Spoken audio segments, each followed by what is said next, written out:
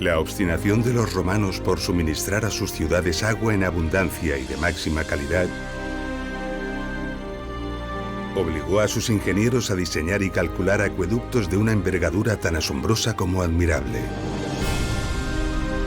A medida que el imperio crecía y con él sus ciudades, estas obras alcanzaron unas magnitudes asombrosas, capaces de sobrecoger a los mejores ingenieros modernos.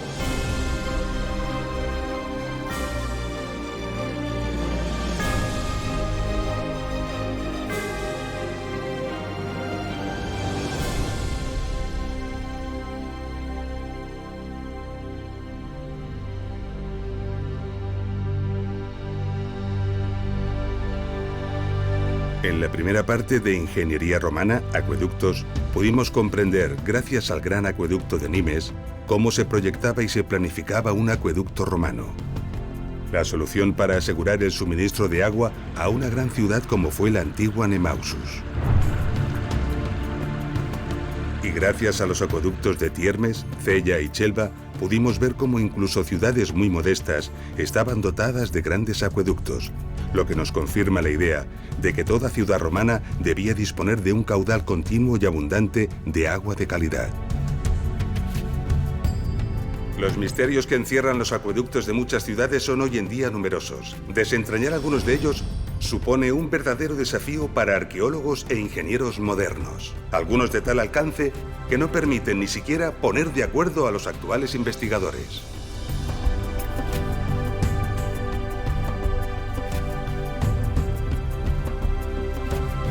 ...200 kilómetros al norte de Chelva se encuentra la sorprendente ciudad romana de Bilbilis, famosa por ser la patria del poeta Marcial.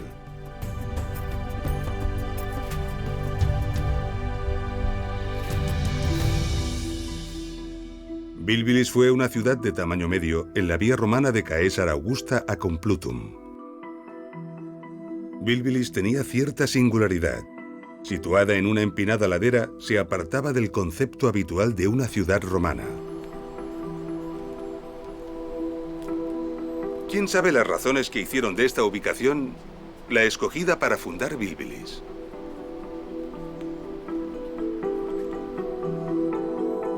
Quizás sean obvias. Las vistas aquí son realmente sobrecogedoras y esta orientación es la mejor para este clima.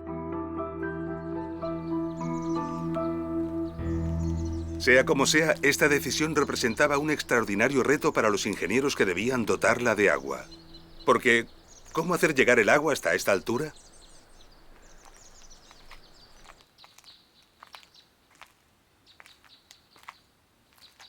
A Bilbilis se la conoce por sus numerosas cisternas.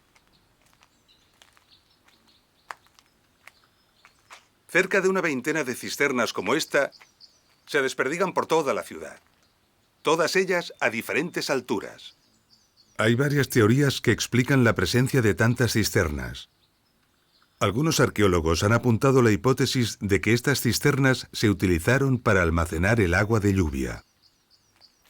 Pero ¿cómo creer que los romanos bebían de la lluvia después de los esfuerzos que hemos visto para transportar las aguas en Nimes, Tiermes o Cella? Además, en este territorio llueve muy poco. Su pluviometría es prácticamente de desierto y las cisternas están en los puntos altos de las crestas. Las cisternas nunca se llenarían con la lluvia.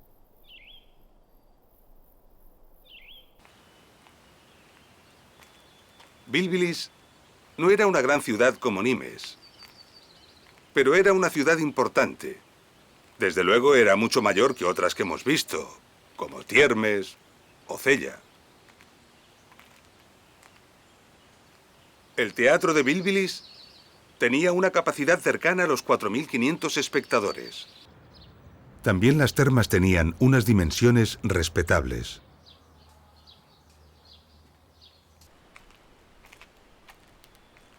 Pero si no fue para almacenar agua, ¿por qué tantas cisternas?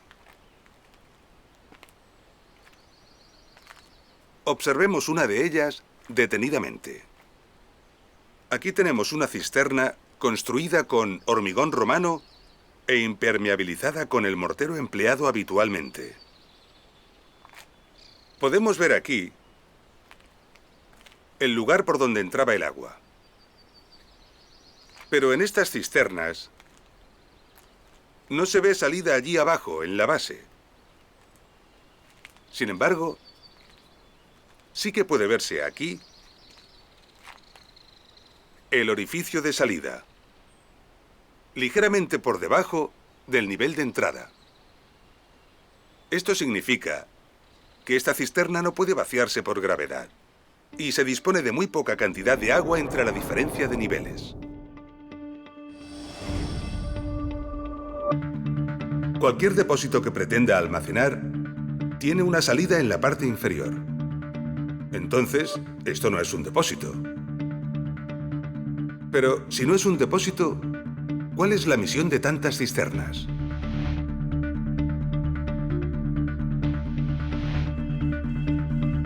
Para contestar a esta pregunta, vamos a desplazarnos a Itálica, ciudad de la Bética, cerca de la actual Sevilla, en España. Itálica era una ciudad importante y tenía un buen acueducto. Un acueducto de 35 kilómetros y medio de recorrido total y, según los estudios, de un diseño y trazado impecables.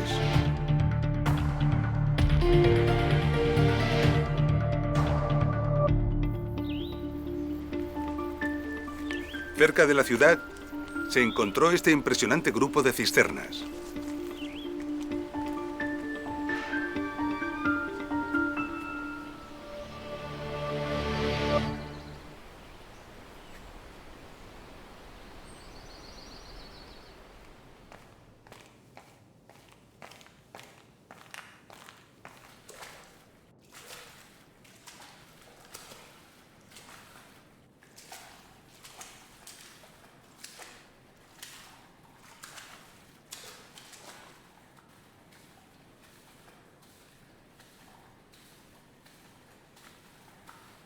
Aquí podemos ver el canal de entrada del agua que venía del acueducto.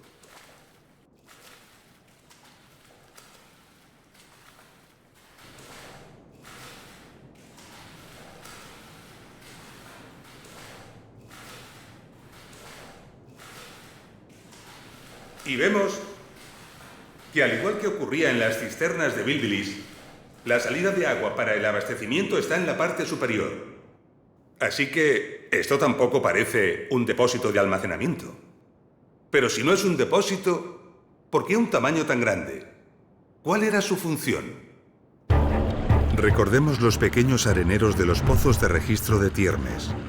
Allí, gracias al rebaje en el fondo de los pozos, se recogía la arena y otras partículas en suspensión que el agua transportaba. Las cisternas de Bilbilis, y en general las de todas las ciudades romanas, tienen precisamente esta función, pero a una escala mucho mayor. Veámoslo en la de Itálica. El agua entraba por la parte superior y circulaba por la cisterna. Gracias al gran tamaño de la cisterna, el agua disminuía su velocidad hasta ser casi nula. Esto permitía que todas las partículas en suspensión se precipitasen al fondo por acción de la gravedad. Es decir, sedimentaban quedando el agua limpia de sólidos en suspensión. A este proceso se le llama decantación. Así que, en realidad, estas cisternas son decantadores. No sirven para almacenar el agua, sino para depurarla.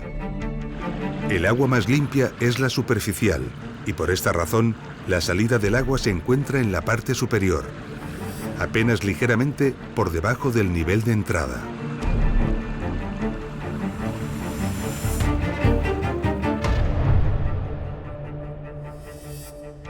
Los decantadores se sitúan a veces al principio del acueducto, pero normalmente se emplazan al final, cerca de las ciudades. Su tamaño se determina en función de la calidad del agua que llega a través del acueducto, es decir, de la cantidad de arena y partículas en suspensión que el agua arrastra, y también proporcionalmente al caudal de agua que debe procesar. Pero en Bilbilis no hay un solo gran depósito de distribución, como suele ser lo habitual. Hay prácticamente 20. ¿Por qué? Esta es la cisterna más elevada encontrada en Bilbilis. Como ya sabemos, toda la ciudad debe encontrarse por debajo de su cota para que el agua sea distribuida por efecto de la gravedad. Pero Bilbilis es una ciudad que tiene un importante gradiente de altura.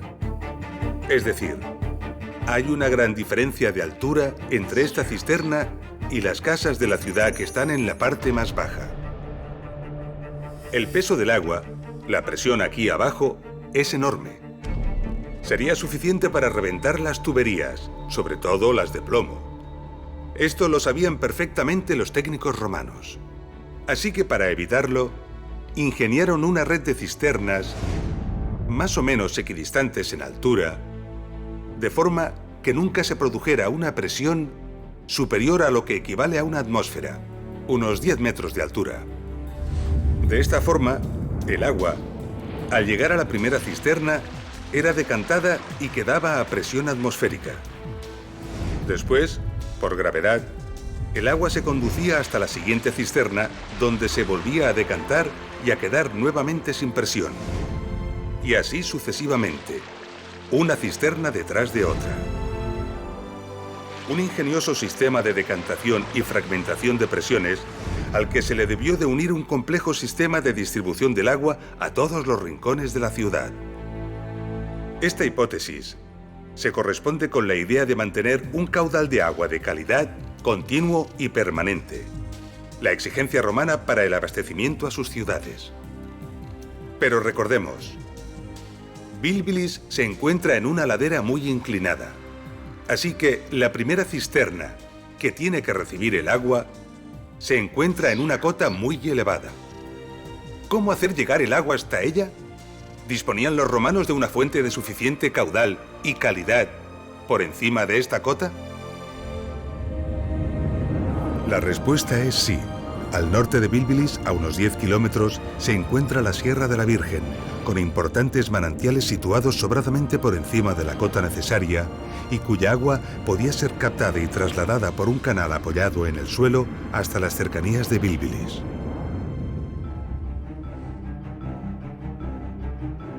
Sin embargo, una vaguada se interpone entre los dos puntos.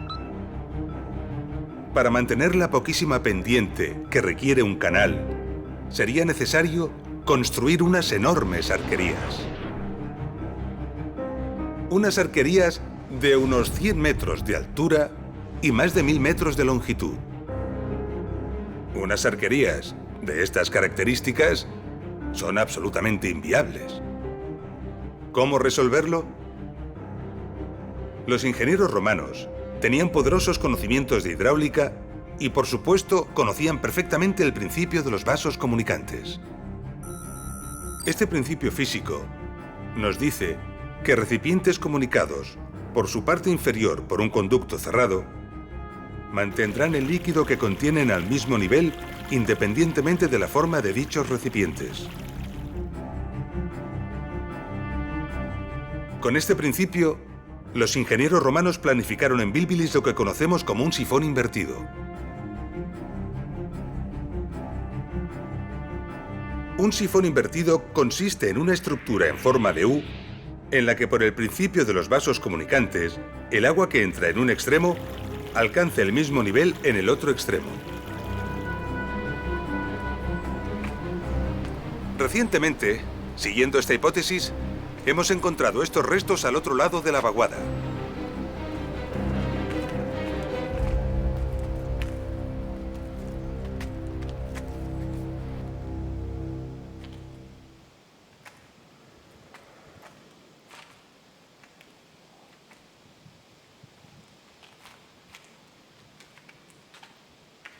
Sorprendentemente, lejos de Bilbilis y en la cima de esta escarpada colina, hemos encontrado este depósito de hormigón romano.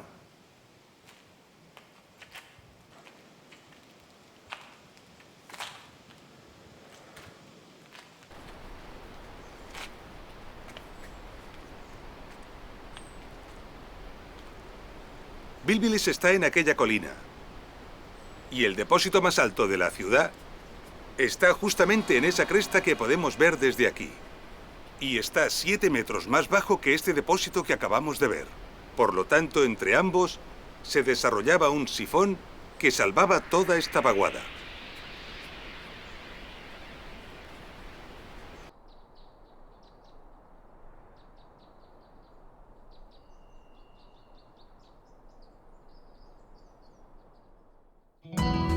Los sifones son los grandes elementos desconocidos de los acueductos, a pesar de que su uso fue muy habitual y reiterado en ingeniería romana.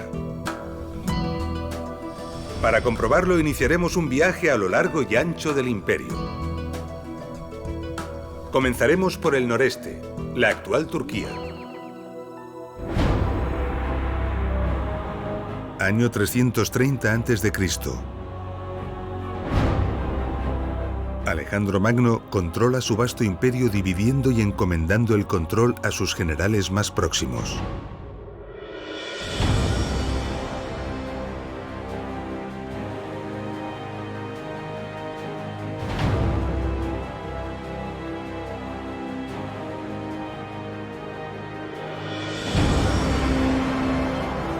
El general Lisímaco recibe el control de Tracia.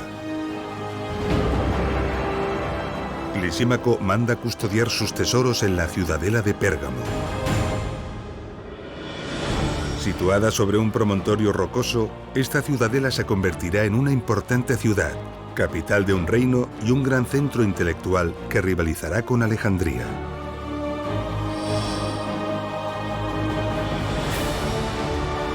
Pérgamo tendrá su propia escuela de pensamiento y su biblioteca llegará a albergar más de 200.000 rollos de papiro.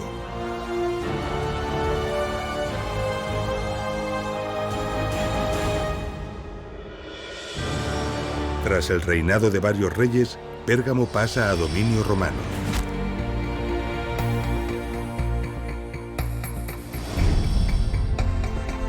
Pérgamo tuvo entre 7 y 8 acueductos de diversas épocas. De ellos, el llamado acueducto de Madradag fue sin duda el más famoso. Este acueducto captaba el agua de varias fuentes de los flancos del Madradag, montañas situadas a más de 30 kilómetros de Pérgamo. La primera fuente se encontraba a 1.230 metros de altura. Una tubería trasladaba el agua a una segunda fuente situada en la cota 1158. El caudal de ambas fuentes se juntaba, aumentando considerablemente. Por ello, a partir de este punto, los constructores del acueducto decidieron emplear dos tuberías paralelas. Estas transcurrían durante 12 kilómetros hasta una tercera fuente en la cota 650. El nuevo incremento de caudal obligó a añadir una tercera tubería. Las tres transcurrían juntas en paralelo durante 25 kilómetros hasta llegar a un depósito decantador instalado en la cota 368 en el monte Agios Georgios. En total, un recorrido de 40 kilómetros de tubería enterrada salvando una diferencia de altura de 862 metros.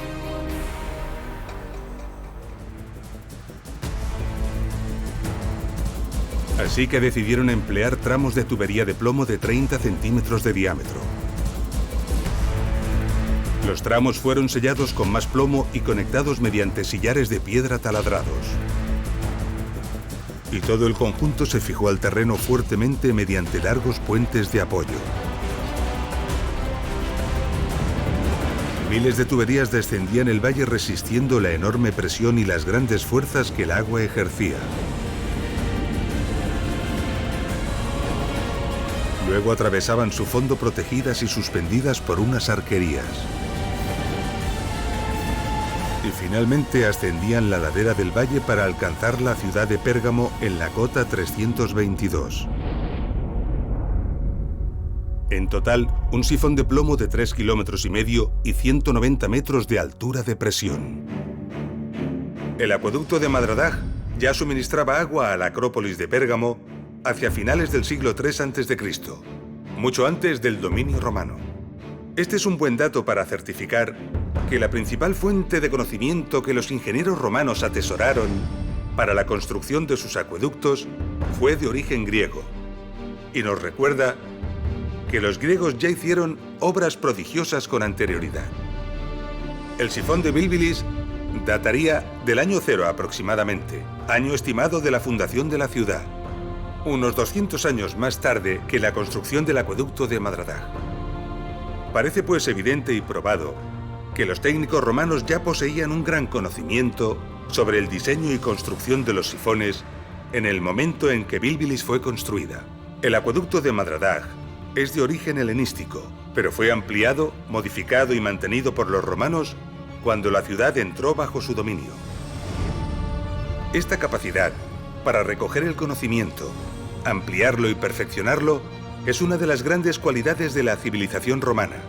Así que la ingeniería griega para la ejecución de sifones fue ampliamente superada por los técnicos romanos.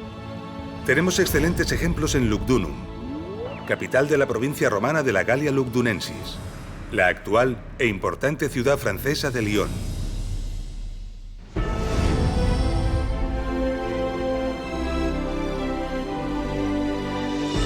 Lugdunum fue durante 3 siglos la ciudad más importante del Imperio Noroccidental.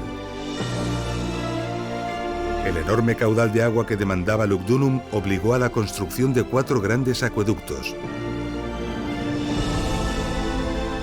Todos ellos estaban dotados de imponentes sifones. De estos acueductos, el más impresionante fue el acueducto del Gier, conocido por el nombre del valle del que tomaba las aguas.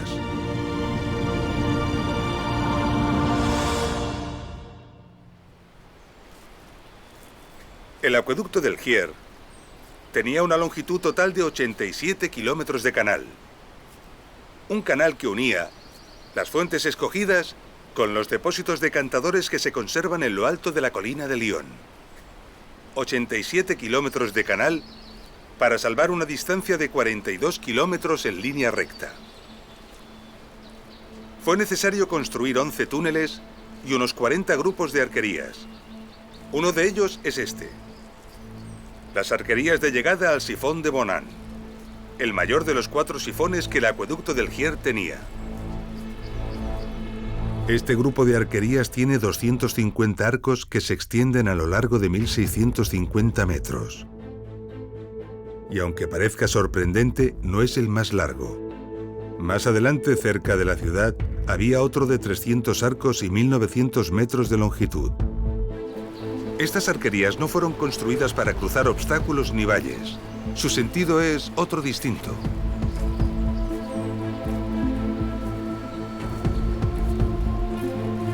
Frente a nosotros tenemos el obstáculo a salvar, el Valle de Bonan. La cota a este lado del valle, a ras de suelo, es demasiado baja para lograr que el agua alcance el depósito de salida que se encuentra al otro lado del valle. Para alcanzar la otra punta del valle, era necesario incrementar la presión del agua, aumentando la altura de la canalización varios metros sobre el suelo. Y este es el sentido de estas arquerías: mantener elevado el depósito de entrada al sifón.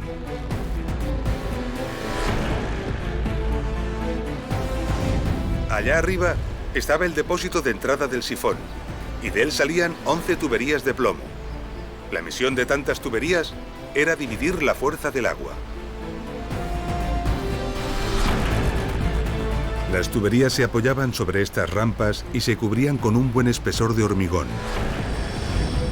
Luego discurrían por el terreno ladera abajo del valle, enterradas y cubiertas con hormigón que ayudaba a resistir la presión.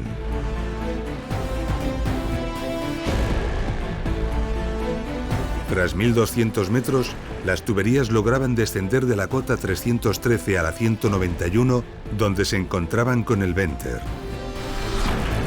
El Venter era un puente que permitía mantener las tuberías elevadas respecto al fondo del valle, salvando los caminos, los ríos y las riadas. El Venter del sifón de Bonan medía 320 metros y estaba construido con una impresionante estructura que en buena parte hoy en día todavía se conserva.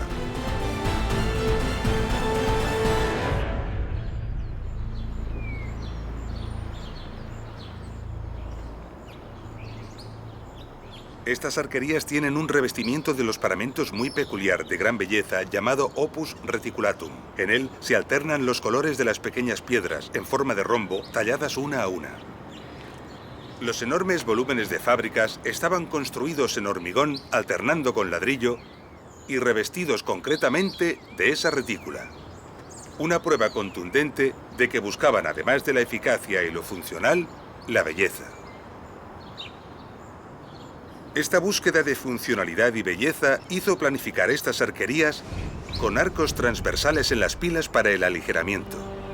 Sin embargo, los arcos más altos fueron cegados. ¿Por qué? Cuando el sifón se ponía en carga, el golpe del agua sobre las tuberías del Venter era enorme, transmitiendo violentos esfuerzos a los arcos. El puente sufría así enormes tensiones y acusados movimientos. Tal vez, la primera vez que esto ocurrió, estas arquerías vibraron y se agitaron tan violenta y amenazadoramente que los ingenieros decidieron reforzarlas macizando los arcos laterales de las pilas. Se debió de sacrificar así esbeltez por seguridad.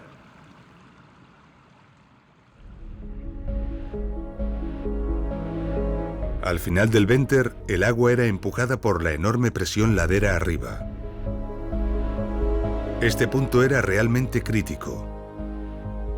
A la enorme presión se añadía la sedimentación y la acumulación de la arena que el agua pudiese arrastrar. Esto podría provocar el taponamiento del sifón, dejando el acueducto fuera de servicio. Así que era necesario que el agua llegara limpia al sifón, libre de arena y de partículas en suspensión. Lugdunum tenía grandes decantadores en la llegada a la ciudad, pero estaban situados después de los sifones. Y no había ningún gran decantador al inicio del acueducto. Entonces, ¿cómo lograban que el agua que llegaba a los sifones estuviera suficientemente limpia? Además del arenero de la propia cámara de entrada de los sifones, el acueducto del Gier tenía unos 1000 pozos de registro.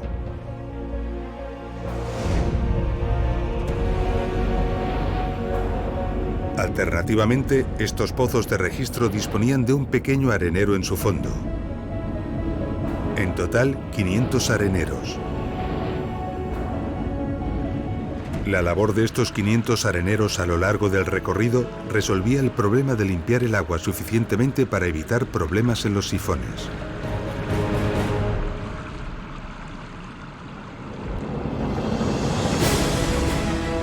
Tras superar el Venter y empujada por la presión, el agua ascendía a la ladera del valle recorriendo otros 1100 metros y alcanzando el depósito de salida en la cota 305. 8 metros por debajo de la cota del depósito de entrada del sifón.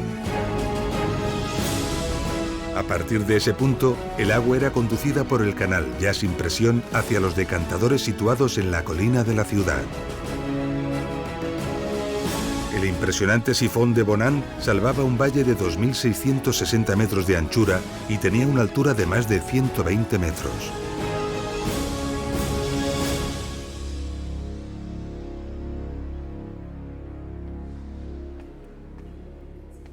El plomo fue saqueado del acueducto del Gier, seguramente en las primeras épocas tras la caída de la ciudad, hasta no dejar prácticamente ni rastro. Lo mismo ocurrió con el metal en el acueducto de Pérgamo. Los metales eran muy preciados y codiciados en todas las épocas, y el saqueo fue generalizado. Esta es una explicación de por qué no ha quedado ni rastro de cualquier tubería que hubiera existido en el sifón de Bilbilis. Según algunos cálculos realizados, la cantidad de plomo necesaria para la construcción de los sifones del acueducto del Gier ascendía a la increíble cantidad de 10.000 toneladas. Y recordemos que el acueducto del Gier era solo uno de los 4 acueductos que suministraban a la ciudad de Lugdunum. Por suerte, algunas tuberías sí que han logrado conservarse en otras partes del imperio. Aquí, en el Museo del Arles Antiguo, también en Francia, se conservan estos estupendos ejemplares. Observando estas detenidamente, podemos ver muy claro cómo fue la técnica de fabricación.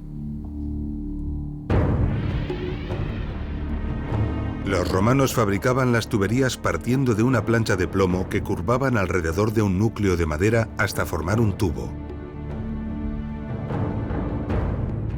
Después, el núcleo se retiraba y los bordes se soldaban con un cordón de plomo, quedando una sección oval y dejando a la vista una costura longitudinal. La unión entre tuberías se hacía con un grueso enchufe que también se soldaba.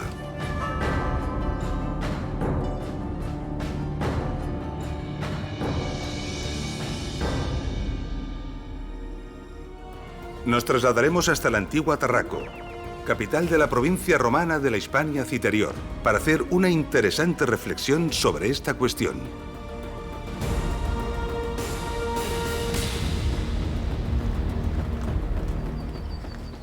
Se desconoce el recorrido general del acueducto de Tarraco. Se sospecha que las fuentes estaban situadas no muy lejos del municipio de Alió, a unos 20 kilómetros de la ciudad. 4 kilómetros antes de llegar a la ciudad, el acueducto tuvo que enfrentarse a una vaguada de unos 200 metros, donde la construcción de un sifón hubiera sido lo más indicado. Sin embargo, aquí tenemos unas impresionantes y bellas arquerías, de las mejor conservadas del imperio.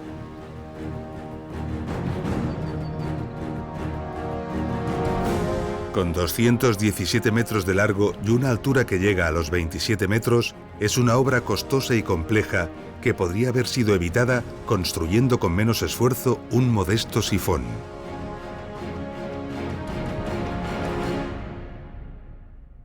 ¿Por qué los romanos optaron por unas espectaculares pero costosas arquerías en lugar de por un eficaz pero más económico sifón? Muchas de las obras de las ciudades y de sus cercanías eran patrocinadas por personajes de alto rango socioeconómico. Este tipo de acciones proporcionaban una buena imagen y alto prestigio a su patrocinador. El espectáculo que ofrecen unas bellas arquerías no tiene nada que ver con la imagen discreta que ofrece un sifón, que aunque es una obra de ingeniería admirable, no se presta a la publicidad. Este lugar estaba cerca de la ciudad y seguramente al lado de una importante calzada que comunicaba con Tarraco. Así que muy probablemente se decidió la construcción de estas imponentes arquerías para lograr un efecto publicitario y de espectáculo.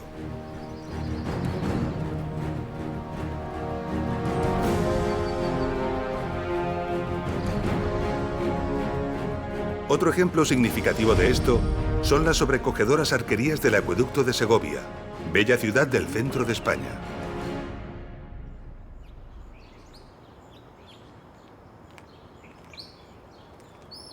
Se desconoce prácticamente todo del acueducto de Segovia, incluso la fecha en la que fue construido. Sí que se sabe que suministraba agua a una ciudad muy humilde, y por el tamaño del cajero que transportaba el agua, sabemos que su caudal era realmente modesto.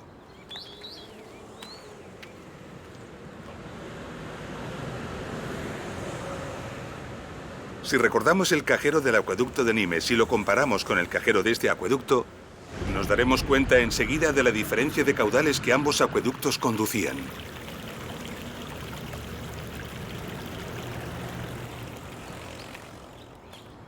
En cualquier caso, muy cerca de la ciudad, fue necesario salvar una importante depresión del terreno. Para trasladar un caudal de agua tan pequeño, la construcción de una tubería a presión, es decir, un sifón, hubiera sido lo más eficaz y sencillo. Sin embargo, se decidió la construcción de esta maravilla.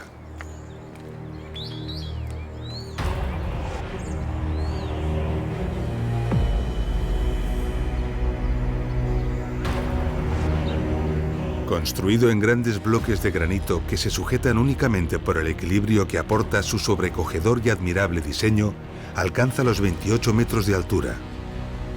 24.400 bloques de piedra para construir 167 arcos. 7.500 metros cúbicos de duro granito. Los sentimientos de poder y grandeza que despierta una obra como esta aún se sienten con toda su fuerza hoy en día, a pesar de lo acostumbrados que estamos a las grandes obras de ingeniería modernas.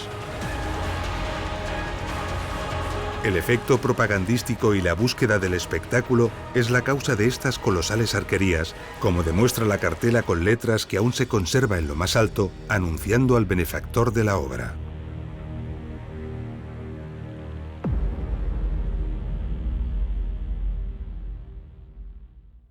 El aprovechamiento de la fuerza de la gravedad para conducir el agua es la clave de todo acueducto romano.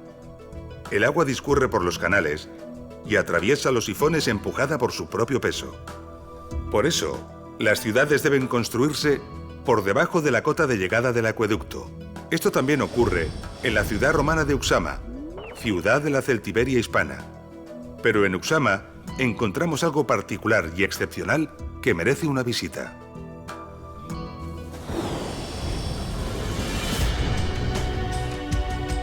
Uxama tuvo una cierta importancia en época romana, en gran medida por estar situada en la importante calzada romana que unía Caesar Augusta y Astúrica Augusta y que atravesaba toda la Celtiberia. Se la dotó de agua de excelente calidad desde las fuentes que constituyen el nacimiento del río Ucero. Se construyó una canalización de 46 kilómetros que llegaba a la ciudad a una cota tan solo 12,20 metros más baja que la cota de las fuentes.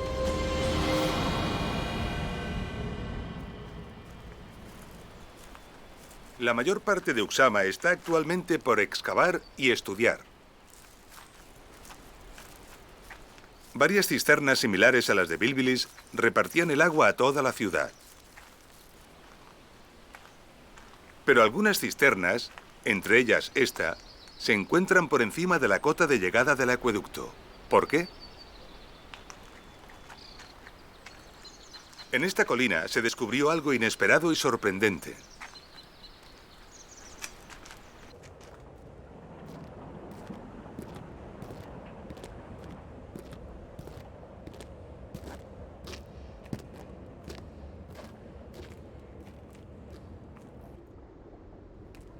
En la cumbre de esta colina se encontró esta gran cisterna subterránea que en realidad es un decantador. Y lo extraordinario de este decantador es que está 40 metros por encima de la cota de llegada del acueducto.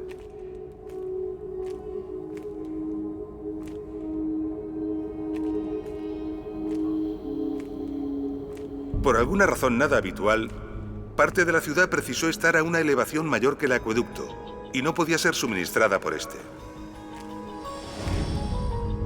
La solución a este problema fue construir un decantador en lo alto de la colina y distribuir el agua desde allí a los sitios donde el agua del acueducto no podía llegar por gravedad. Pero, ¿cómo llegaba el agua hasta esta cisterna? La hipótesis más plausible es que salió del propio acueducto y que se usó un sistema de elevación basado en una noria conocida hoy como de rosario. Una noria de rosario consiste en una gran rueda que arrastra una cadena dotada de pequeñas bolas o elementos similares que impulsan el agua dentro de una tubería. De esta manera se podría haber elevado parte del caudal del acueducto al decantador de la colina. La rueda bien podría haber sido traccionada por fuerza animal, por la del viento o quizás por combinación de ambas según las circunstancias.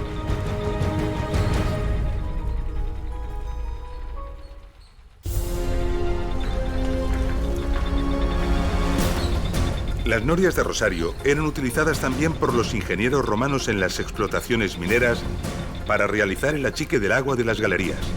Muchas de las explotaciones mineras requirieron la construcción de importantes acueductos, no solo para evacuar el agua desde las minas hacia el exterior, sino para llevar el agua desde el exterior hacia ellas. Las explotaciones auríferas requirieron ingentes cantidades de agua para la remoción de tierras y el lavado minucioso del material para la extracción del oro. Esto puede sorprender, porque la imagen habitual que tenemos de los acueductos es la del abastecimiento de agua a las ciudades. Pero los acueductos tenían otras muchas aplicaciones. La minería y la agricultura eran algunas de ellas. En el acueducto de Arles, importante ciudad de la Galia narbonense, encontramos un bonito y original ejemplo. Arles era alimentada principalmente por dos acueductos procedentes de la próxima cordillera de los Alpilles. Ambos, de longitudes modestas, entre los 20 y 30 kilómetros, convergían aquí, a unos 10 kilómetros de Arles.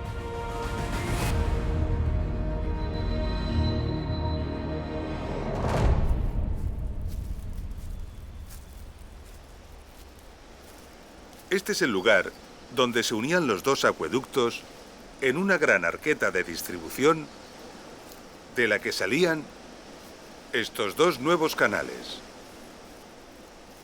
El objetivo de esta arqueta era el control independiente de los caudales de ambas canalizaciones.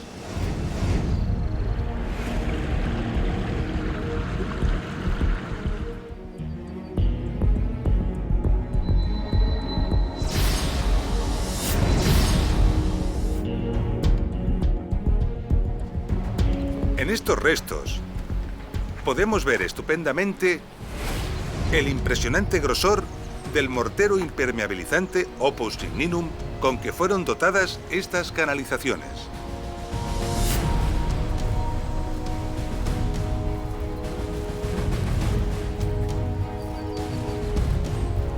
En esta pieza caída se puede ver perfectamente el mortero de Opus Signinum en el fondo y el bocel bien pulido. Y esta placa es concreción calcárea. Recordemos que la concreción calcárea es la precipitación de cal que se produjo durante los cientos de años de funcionamiento del acueducto.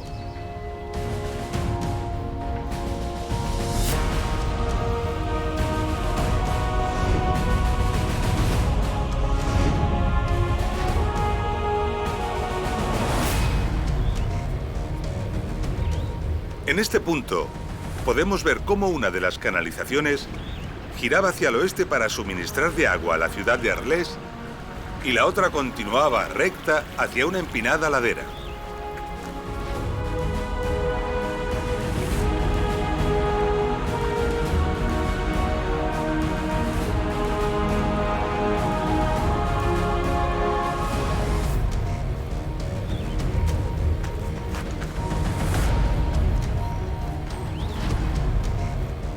Y en esta ladera podemos ver la cimentación de una construcción cuyo evidente objetivo era aprovechar la fuerza del agua. Por los restos encontrados en las excavaciones, podemos reconstruir estas instalaciones. Un impresionante complejo de molienda harinera compuesto de 16 ruedas de casi 3 metros de diámetro.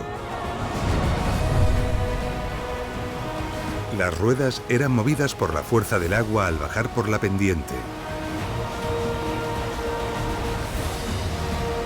El movimiento se transmitía mediante diversos engranajes a los rodillos de piedra que trituraban el grano. Se ha calculado que este molino podía moler 3 toneladas de cereal por hora, suficiente para abastecer la demanda de 80.000 personas.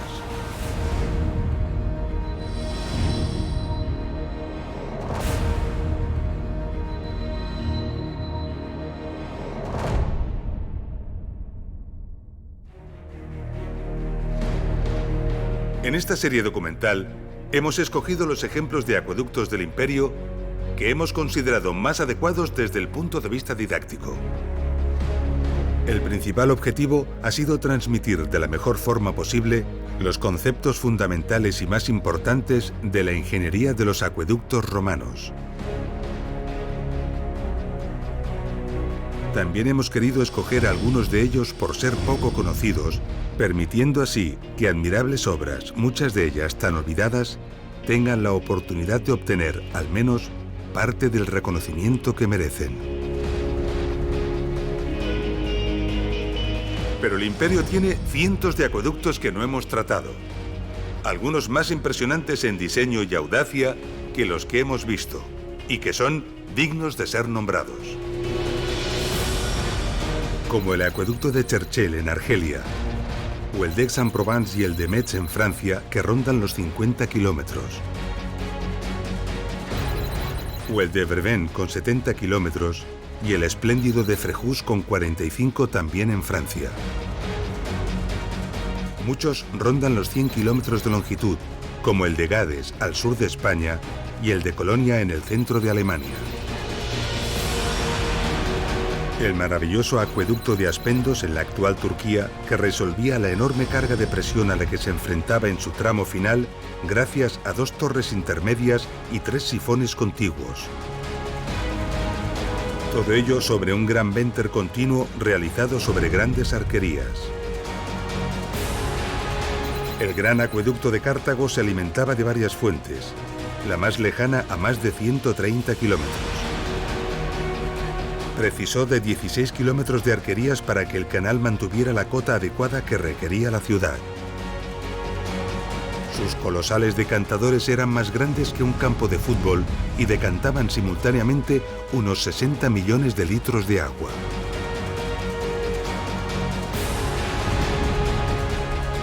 El colosal acueducto de Valente suministró agua a la antigua Constantinopla. Con más de 400 kilómetros de canal, fue una de las mayores obras hidráulicas del mundo antiguo. En la colosal explotación minera aurífera de las Médulas, en España, se construyeron diversos acueductos cuyos canales superaban en conjunto la increíble cifra de 600 kilómetros de longitud. Allí, la fuerza del agua fue utilizada literalmente para disolver las montañas. Pero seguramente, el sistema de abastecimiento más espectacular de todos, como no podía ser de otra manera, fue el de Roma. Roma era suministrada al menos por 11 grandes acueductos, algunos de ellos con recorridos cercanos a los 100 kilómetros. Los 11 acueductos de Roma suministraban cerca de 1.000 millones de litros de agua por día a la ciudad. Los acueductos de Roma son un espectáculo en todos los sentidos. Sorprendentes e ingeniosas soluciones técnicas. Multitud de túneles y galerías. Infinitas y elegantes combinaciones de fábricas en sillares y ladrillos. Canalizaciones dobles e incluso triples superpuestas. Y valles atravesados por kilómetros y kilómetros de arquerías.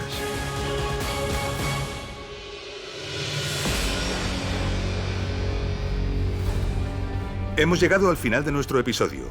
En él hemos conocido nuevos y apasionantes ejemplos de suministro de agua. Hemos comprendido los sistemas de decantación del agua y la técnica del uso de los sifones como alternativa a las arquerías. Y como única e ingeniosa solución para salvar grandes valles y vaguadas. Y finalmente, hemos visto que el uso de los acueductos no se limitaba únicamente al suministro de las ciudades, sino también a usos industriales y mineros. En nuestro próximo episodio, conoceremos la prodigiosa ingeniería que se esconde tras las vías de comunicación que los ingenieros romanos proyectaron y construyeron. Nos vemos en Ingeniería Romana, Carreteras.